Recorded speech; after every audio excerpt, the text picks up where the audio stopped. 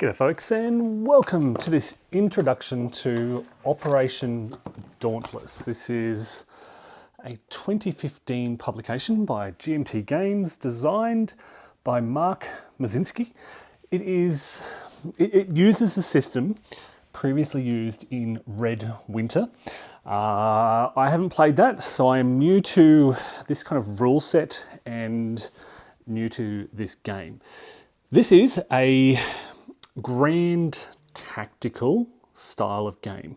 It is very reminiscent of the Grand Tactical series by MMP and the company scale system published by Compass Games. So you're dealing with infantry companies. So these are British infantry companies up here.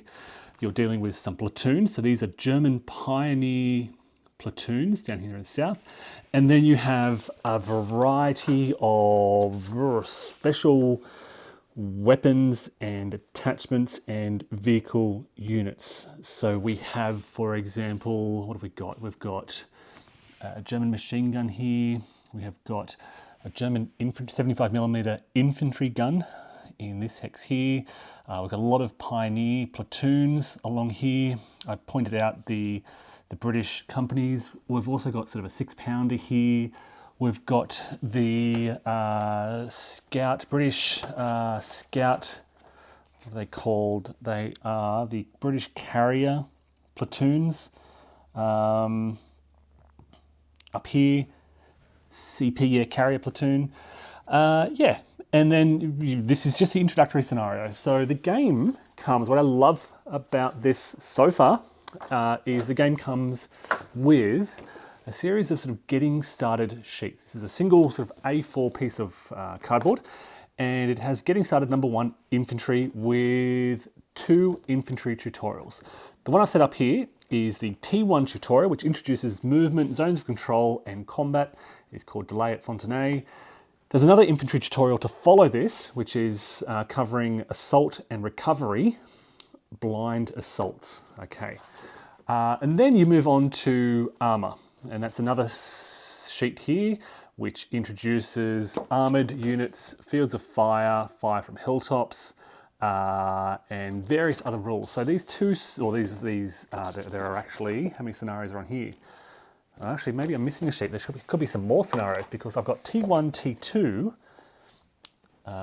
and then what's it say?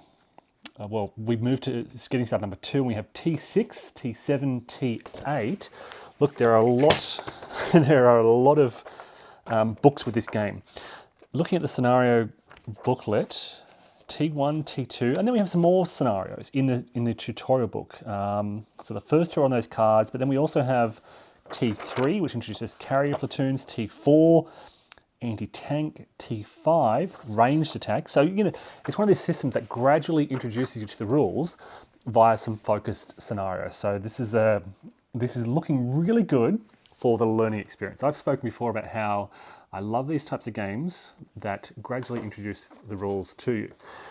As it stands, I mean, the rulebook it doesn't look too robust, or heavy, I should say. It's 33 pages long, GMT style of writing, very clear. Thus far, there is nothing that I'm concerned about that I'm expecting to trip myself up on. You have a very clear sequence of play. You have various terrain effects. At this grand tactical scale, the terrain is going to be critical. It's important to remember close terrain, which is stuff like heavy bocage, villages and woods. There are strong points, there are roads which are important for movement, and also I'm aware of friction fire when using a road, so they'll come into play later on. There is concealment in certain types of terrain. The terrain can be blocking terrain as well. So in this game you'll have combat, you'll have assaults, you'll also have ranged fire. So there are 3 main types of combat-oriented activities.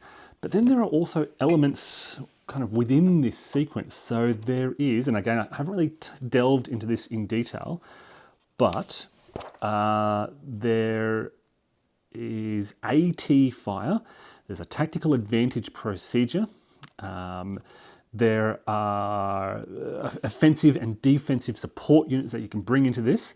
Combat itself is fairly straightforward. You add up attack factors, you bring in your support, you add in defense factors, you use what's called a RAT, which is the ranged attack table, to attempt to suppress enemy units involved in that combat, and they may even get set reductions as well. Then you head to the CRT, and I just want to quickly point out the CRT.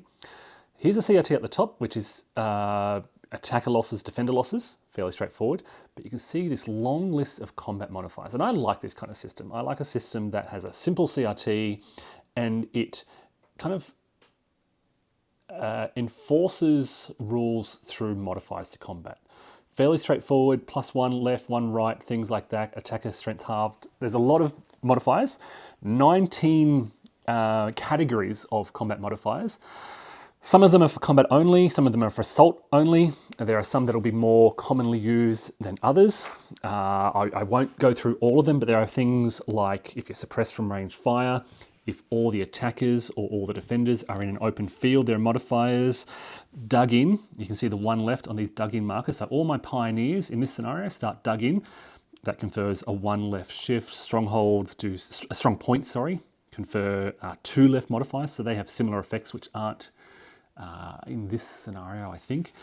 We have orange box combat strength units. So this infantry gun here provides a column to the right when attacking or a 1 to the left when defending. So I will need to keep that particular unit in mind. There's armor bonus, combined arms, things like that. So yeah, I like a system that has a complexity, a lot of factors to consider, but it weaves it into this simple system of left and right shifts rather than a whole new system that you need to think about. Losses in combat are taken by step losses or retreats. There are advances after combat. Step reductions on units are going to be interesting. So I think most of these units will be 1 step. They're just platoons for the pioneers. The infantry will have a reduced side on their reverse, which reduces their strength. In terms of looking at the counters, so you can see all these factors on the counters. For these units in this game, it's fairly straightforward. They've got their unit designation on the left, they have got their movement allowance on the right, and most of these are leg units printed in black. We do have a couple of units that are tracked. So these are tracked, these are the carrier platoons. They're tracked and tracked. I think that's everything. So we've got some foot units and some leg units, I should say, and some tracked units.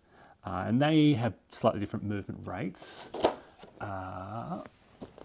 If I can find, yep. So the movement cost on the terrains chart here, you can see black, yellow, orange, different movement rates for moving through different types of terrain. This is quite a close scenario, so it won't really be too onerous to get us started, but just being mindful of that as well.